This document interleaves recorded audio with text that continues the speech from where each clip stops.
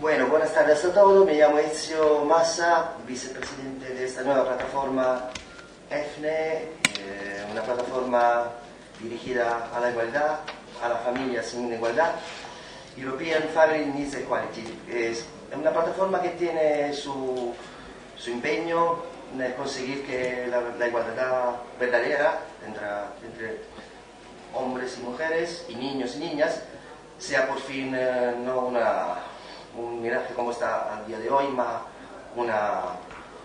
una situación donde no haya más esto, ¿cómo decirlo? Es un poquito emocionado, lo siento, pero no haya más ese tipo de diferencia, de separaciones entre hombres y mujeres. La igualdad efectiva entre los padres y las madres, la igualdad efectiva entre los niños y las niñas, y un esfuerzo que haremos para que esto se consiga no solamente a nivel nacional, sino a nivel prácticamente europeo. Dejamos la palabra ahora a nuestro presidente, José Luis Saliego, que empieza su ponencia con los derechos humanos de la infancia en España. Y por favor, José Luis. Quería agradecer a la Universidad de Granada y especialmente a don Diego Becerril que haya contado con nosotros y haya podido ayudarnos a organizar esta pequeña jornada de presentación de la plataforma europea de las familias que necesitan la igualdad, a la que tengo el honor de representar como presidente. Y quería agradecer a Ezio y a Aníbal, que también son miembros de la primera estructura organizativa de esta plataforma europea, y quería agradecer que hayan contado conmigo para venir aquí a ofreceros algo de lo que yo pueda saber sobre todos estos problemas, ¿no?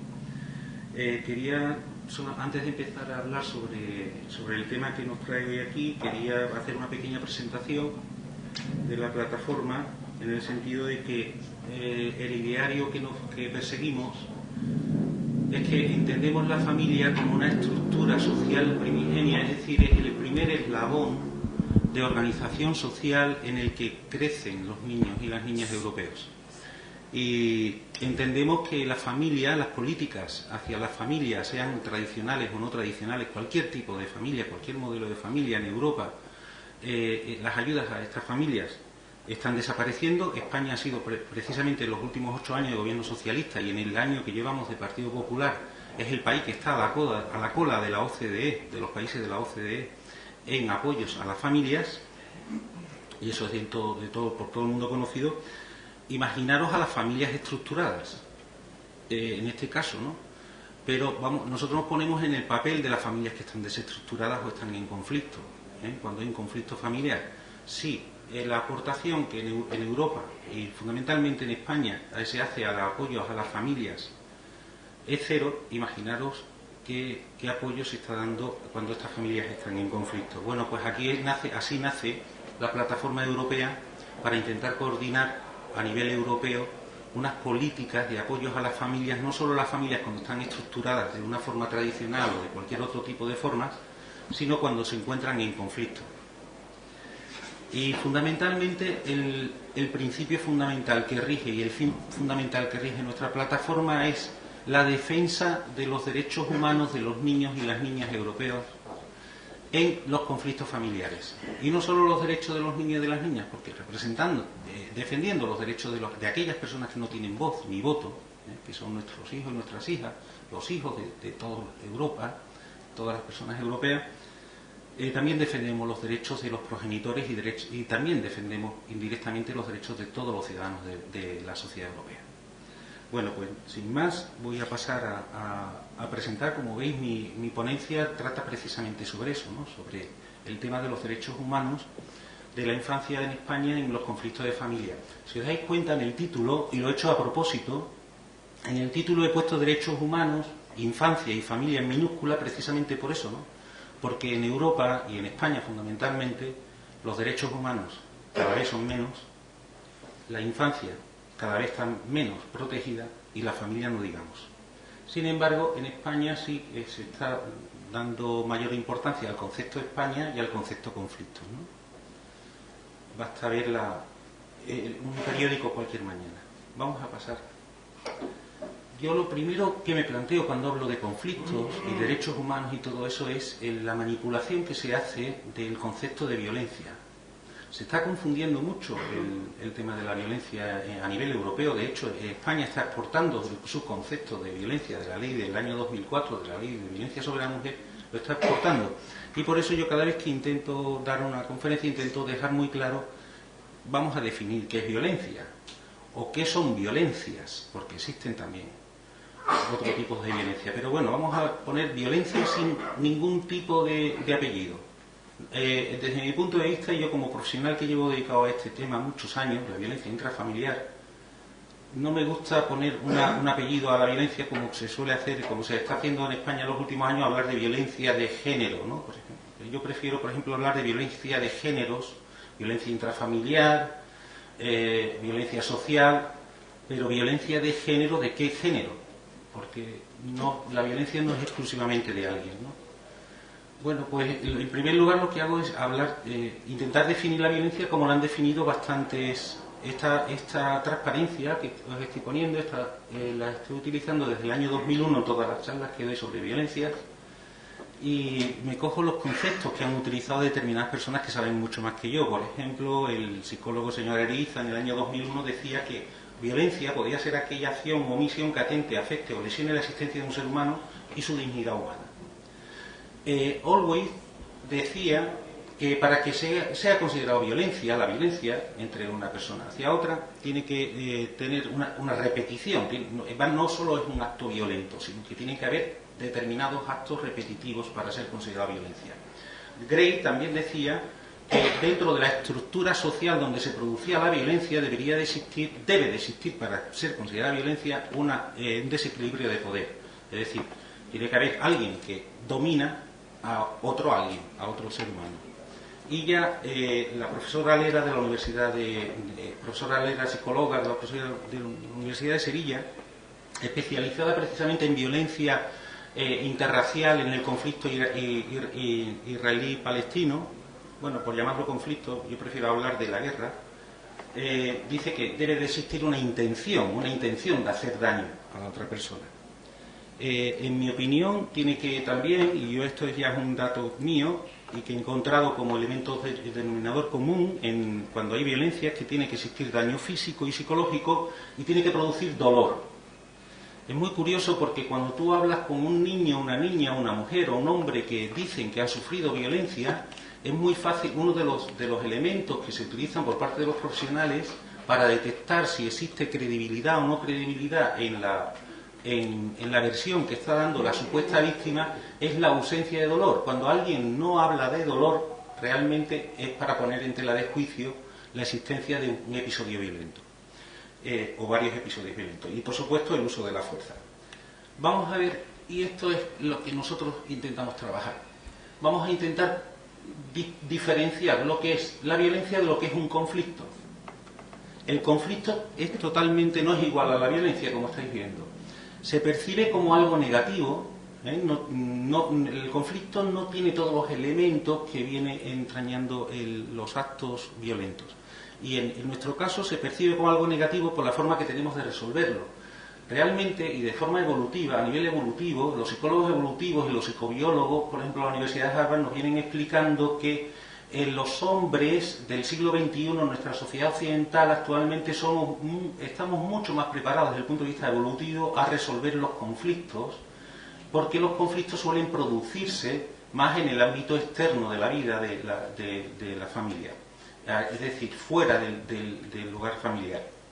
Y que las mujeres, en general, nos dice el estudio de la Universidad de Harvard, están mucho menos preparadas para afrontar el conflicto. De ahí que cada vez que se hable de conflicto entre hombres y mujeres, la famosa guerra entre hombres y mujeres que se quiere plantear desde determinadas estructuras políticas, se está confundiendo el hecho, las mujeres, al no saber cómo afrontar los conflictos desde el punto de vista evolutivo, se les está considerando víctimas de violencia. Y eso no es así. El conflicto es consustancial también a la cultura en la que estamos viviendo. Una cultura totalmente competitiva, donde, de hecho, para llegar a presidente del gobierno o a secretario general de un partido tienes que pisar muchos cuellos. Es decir, nuestros representantes políticos, aquellos que piensan las leyes que van a regular las normas de convivencia en las que todos nos vamos a mover mañana o pasado mañana o en las que nos estamos moviendo, son personas que han tenido que utilizar elementos conflictivos para llegar a donde han llegado. Y lo peor de todo es que en los últimos 15 años el conflicto se ha convertido en una moda. Es una moda. Aquel que no es conflictivo es algo raro. Aquella persona que va proponiendo estructuras mentales pacificadoras es alguien que está bajo sospecha de ser dogmático. Aquí lo que se lleva es, si tú has robado, pues anda que tú. Si tú eres un fascista, pues anda que tú más. Es decir, el conflicto se ha convertido en una estructura más de relación social en nuestra sociedad, ¿no? También es importante definir que para detectar un conflicto es una interacción de personas con objetivos incompatibles entre sí. La propia sociedad, sabéis que la propia sociedad está perdiendo bastantes estructuras en sus valores en los últimos años, y curiosamente esto está provocando que los deseos o los objetivos de los individuos valen más que los derechos individuales. Es decir, el fin justifica los medios. Asimismo, el conflicto es una cosa puntual en el tiempo. Es decir, dos personas pueden estar viviendo durante años y tener un conflicto en un momento determinado. Pero no un conflicto que es continuado en el tiempo ya no es un conflicto, es algo más. Es ya violencia, porque se establecen estructuras de poder, dominación, elementos que son definitorios de la violencia, como hablábamos antes.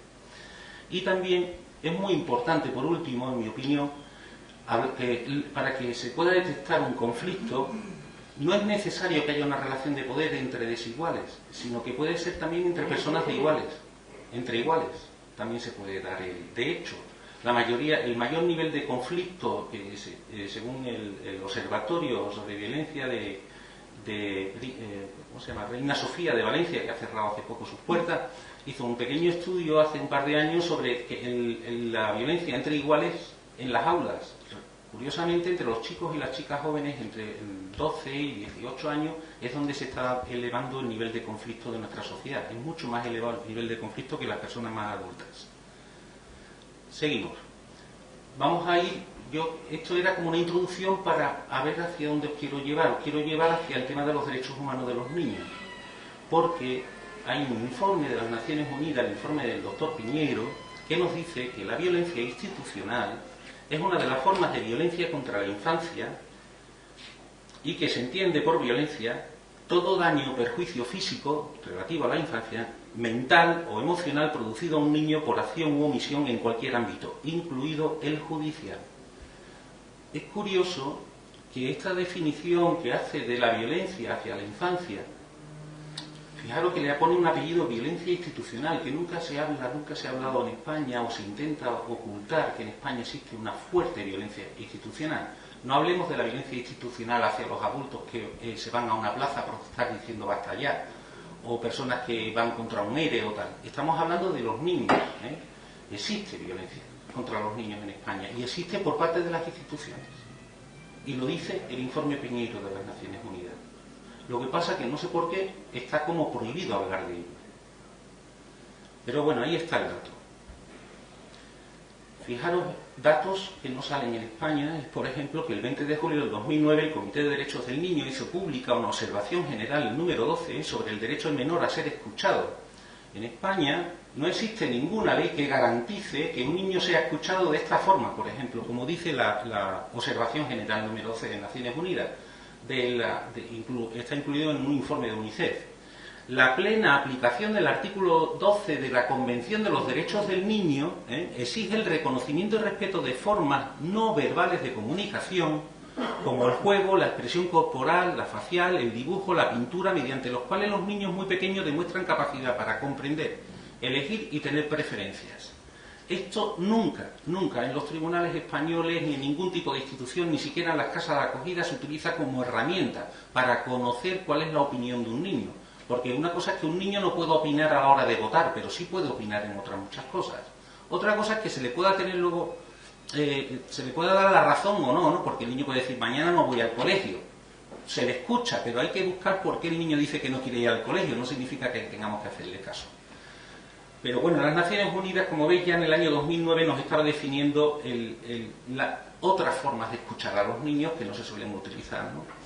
Los principios rectores que se establecieron en el año 2008 por parte de las Naciones Unidas, que por cierto España no las ha ratificado, en España no las tiene ratificada, es que habría que asegurar que el interés superior del menor es la principal consideración.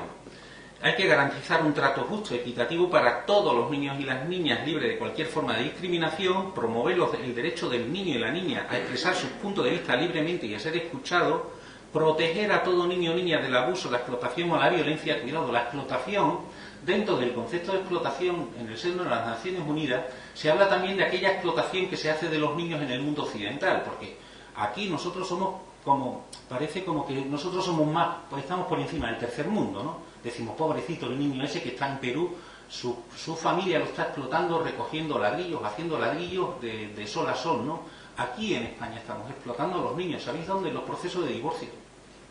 En los procesos de divorcio estamos explotando a los niños, porque a los niños se les pone precio. A los niños se les ponen condiciones en los tribunales para que puedan seguir teniendo una vida normalizada, siempre cuando hay un conflicto familiar. También el punto 5, tratar a los niños y las niñas con dignidad y compasión. Seguimos porque hay una segunda parte, que es respetar las garantías legales y salvaguardas a lo largo de todo el proceso. Eso nunca se hace. Nunca se hace en los procesos en España. Prevenir el conflicto con la ley y considerarlo un elemento crucial cualquier política de justicia juvenil, y esto se refiere a los jóvenes infractores, ¿eh? Usar la privación de libertad también de niños o niñas solo es un último recurso. Sin embargo, en España es el primer recurso que se utiliza. Fundamentalmente el primer recurso que se hace es privar de libertad a los niños, libertad de movimiento a los niños, no que se les metan en una casa acogida o en un centro, sino que se les priva de sus derechos, e incorporar los derechos de los niños y las niñas en todos los esfuerzos para reforzar el Estado de Derecho. Ya os he dicho, si España ni siquiera ha retomado o ha tomado esto en consideración a la hora de elaborar sus leyes, estos principios rectores, es lógica la conclusión de que en España no se está reforzando el Estado de Derecho. Es decir, si no pensamos en nuestros pequeños, ¿hacia dónde vamos? Seguimos. Las leyes internacionales, fijaros qué curioso, España que va poniéndose medallas por ahí del cruce de culturas y no sé qué y todas estas cosas, es tan alucinante como, y que pertenecemos al Tribunal Penal Internacional, los crímenes de lesa humanidad, y vamos a denunciar a no sé qué, y tenemos movimientos en centros de pacificación. ¿Cómo se llama esto? Cuando estamos en Afganistán, vamos a actividades militares, ¿no?, de pacificación y todo eso. Sin embargo, en España, en caso de separación de los progenitores, cuando hay un conflicto familiar, no se están aplicando, por ejemplo, la resolución de la Asamblea General del 24 de febrero de 2010 que me refería antes. Pero es que tampoco se está aplicando la Convención Europea del 96 sobre el ejercicio de los derechos del niño. La Convención de los Derechos del Niño no está ratificada por nuestro país, por lo menos esta en particular. Y por supuesto tampoco está regulado, ni se está aplicando, ni se está exigiendo en nuestro país las directrices del Consejo de Europa del 17 de noviembre del 2010. Y vosotros me diréis, bueno, ¿y eso qué es? Pues vamos a ver qué es lo que no se aplica en España. Vamos a irnos a las más cercanas, las de la Unión Europea, que se supone que somos europeos, ¿no? Hemos tenido la presidencia de la Comunidad Europea en el año 2009, justo antes de esto. Por ejemplo, en España no se aplica el derecho a la información y asesoramiento al niño afectado. El niño no tiene ningún tipo de derecho a ser asesorado en sus derechos. Tampoco en la protección, no se protege su intimidad ni su vida familiar. No se garantiza su seguridad, no está regulado, incluso mediante la adopción de medidas preventivas especiales. La adecuada y especializada formación interdisciplinar sobre derechos y las necesidades de los niños en conflicto, cuando están en un conflicto. En el caso de que se aprueben medidas privativas de libertad, en el caso de un menor infractor, debe ser la última medida y durante el menor tiempo posible. Todas estas directrices no se están llevando a cabo en España. Existen algunos puntos en algunas leyes, pero son mucho más antiguas que esto.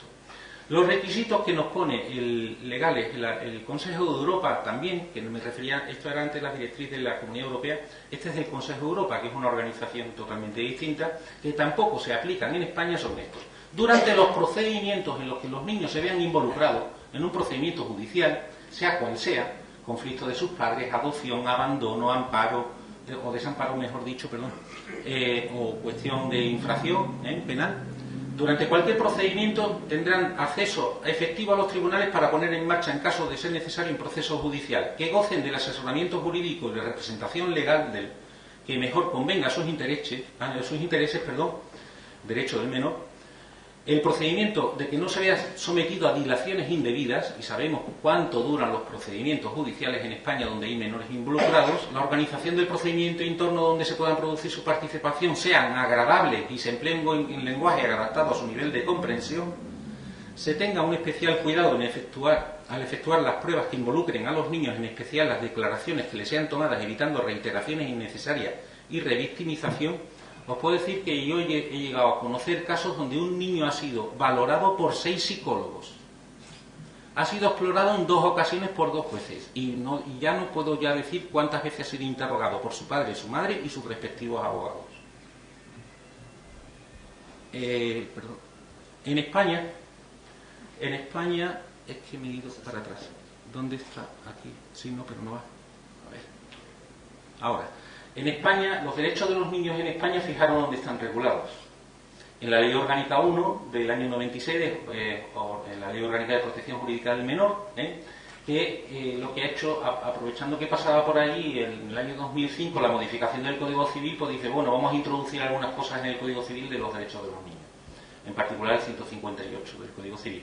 Y también en el Estatuto Orgánico del Ministerio Fiscal, dentro de la estructura de la Ley Orgánica del Poder Judicial, también aparece como el Ministerio Fiscal como el defensor a ultranza de los derechos de los niños. Pero bueno, cuantísimos procedimientos, cualquiera que haya tenido contacto con el mundo judicial, se toman decisiones con respecto a los niños involucrados en ese conflicto donde ni siquiera el fiscal aparece, o ni siquiera el fiscal toma un partido por defender los derechos de esos niños. Yo os puedo decir que innumerables. Se ve mucho mejor desde fuera que cuando uno está dentro, ¿no?, del conflicto. Los principios rectores de los derechos de los niños en España son, teóricamente, la supremacía del interés superior al menor, lo que se suele llamar el interés superior al menor, que nunca se sabe lo que es, el mantenimiento del menor en el medio familiar de origen, su integración familiar y social, la prevención de todas aquellas situaciones que puedan perjudicar al niño en un futuro, en su desarrollo personal. Fijaros, la prevención de todas aquellas situaciones. Aquí en este punto siempre llamo la atención porque en España se considera que cuando hay un conflicto entre ambos progenitores, sean del mismo o de distinto sexo, cuando hay un proceso de separación, normalmente los jueces, los fiscales y todo el mundo, incluso en el ideario social, se establece, bueno, la custodia para uno y el otro un régimen de visita. Es decir, se considera bueno para un niño, o incluso legal, que a un niño se le aparte de una parte de su vida, de sus apoyos emocionales. Seguimos. Sensibilizar a la población ante situaciones de indefensión del menor. Los únicos programas de sensibilización que existen son los programas de televisión que hay en la televisión basura, porque desde luego a nivel institucional hay 0 euros de presupuesto para esto. Promover la participación y la solidaridad social, la objetividad, imparcialidad y seguridad jurídica en la actuación protectora, garantizando el carácter colegiado e interdisciplinar en la adopción de medidas. Es decir, no vale con que una sola persona tenga el poder de tomar la decisión de qué es lo mejor para el niño, sino que debería de ser organizado, debería haber toda una estructura institucional que decidiera cuál, desde todos los puntos de vista, se estudiara la situación de ese menor y tomar una decisión colegiada. Sin embargo, como sabéis, todas las decisiones de los niños, sobre los derechos de los niños en este país, la toma normalmente un único juez, un juez unipersonal, salvo cuando hay un recurso y va a un juzgado, a una audiencia provincial donde hay 3 jueces, pero normalmente vuelve a ser un único juez ponente el que decide. Seguimos. Es como si esa persona supiera de todo. Vamos a ver los juicios que existen en los juicios de divorcio o separación. Cuando hablo de juicio de divorcio, también de separación, porque tened en cuenta que prácticamente ya más de la mitad de los procedimientos de separación de progenitores que hay en España son de progenitores no casados entre sí, con lo cual no son divorcios, son separaciones de parejas de hecho, sean legalizadas o no legalizadas.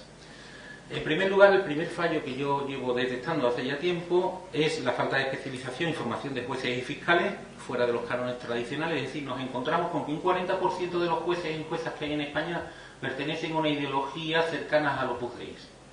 El Opus Dei, donde se considera que efectivamente como una madre solamente hay una, y que el padre tiene que ser un padre ausente, y el padre lo que tiene que hacer es salir a la calle y proveer sustento. Esa es la ideología con la que nos encontramos en un altísimo porcentaje de los tribunales españoles. Hay otro canon tradicional, que entiendo yo que es tradicional dentro del seno de la judicatura, que es aquellos que consideran que el divorcio es un elemento distorsionador de los derechos de la mujer, entonces tienden a proteger a la mujer basándose en el discurso de la igualdad. Es decir, vamos a dejar a la mujer en mejor situación tras el divorcio porque no vayan a ser que me acusen a mí de que estoy machacando los derechos de la pobre mujer que se supone que es víctima. Y luego nos encontramos una escasa minoría de personas que no defienden, que sí defienden los derechos de los niños y no defienden los intereses de los adultos involucrados, sino que lo que hace es exigirle que en igualdad y de forma ponderada y equilibrada sigan adelante en las obligaciones que tienen con respecto a la prole. En segundo lugar, no existe mecanismo legal de cómo realizar la prueba de escuchar a los niños. Cada cada maestrillo tiene su librillo. En la escuela de práctica judicial se les enseña una forma, pero luego cada juez hace la prueba de exploración. No sé si sabéis que a los niños se les pregunta tú con quién quieres vivir. ¿Lo sabéis? Es así de fuerte. De hecho, y esto esta mañana lo comentaba, y lo voy a decir hoy, sí. Yo tengo a un niño que fue a un equipo psicosocial, es decir, una psicóloga y una trabajadora social de una capital de provincia andaluza. A un niño se le hizo un interrogatorio y le preguntaron a esa psicóloga y a esa trabajadora social: oye niño, repito, ¿tú con quién quieres vivir? Es decir, este niño nadie le dijo nada, sino que este niño era un niño tenía un poco muy avanzado, tenía su móvil, entró con el móvil grabando. ¿Os lo podéis creer? Bueno, pues este niño, fijaros lo que grabó. Le preguntaron: ¿tú con quién quieres vivir? Y dice: yo con mi papi. Porque es que mi mami está todo el día trabajando fuera, tal, no sé cuánto. Y le dice una de las dos personas que no hemos podido identificar: es que si dices que quieres vivir con papá, papá va a tener muchos problemas. Nosotros aquí vamos a poner que que prefieres vivir con mamá. Y así le evitamos problemas a papá. ¿Te parece? El niño lógicamente dice: si mi padre va a tener problemas, pues bueno, pongan ustedes lo que ustedes quieran. Es decir, esa es la forma, por ejemplo, de interrogar en un equipo especializado de familia a un menor de 10 años. Y no hay nadie para garantizar los derechos de esos niños cuando son interrogados. Tercer punto: ilegalidad en intervención de los equipos psicosociales por ilegítimos y por falta de especialización y formación. ¿Ilegítimos? ¿Por qué? Porque los equipos psicosociales en España están tomando las decisiones. Es decir, los jueces lo que están haciendo es decir: lo que diga el equipo psicosocial, eso va a misa. Pero bueno, ¿desde cuándo los equipos psicosociales tienen que tomar las decisiones? Entonces, ¿los jueces para qué han jurado sus cargos? ¿Los jueces para qué están? Y ya después de lo que os he dicho, más ilegitimidad de un equipo psicosocial como ese que os he comentado, que hace este tipo de interrogatorios. Hace poco, aquí en Granada, hemos tenido un equipo psicosocial que ha llegado a decir que, bueno, que no hay inconveniente en que una mamá se lleve a un niño a 300 kilómetros de distancia, porque tenemos la suerte de que la madre se ofrece a traerlo una vez al mes en coche, a hacer ese sacrificio. Es decir, aquí lo mínimo que importa es si el niño se tiene que meter 600 kilómetros para ver a su padre. Y por supuesto, si el niño, no importa para nada en absoluto, si el niño se tiene que ir a 300 kilómetros fuera de todo su contexto familiar y social. Ha perdido todo contacto con todo el contexto familiar paterno. Y también yo digo que no se usa el proceso del artículo 163, y eso, para los que no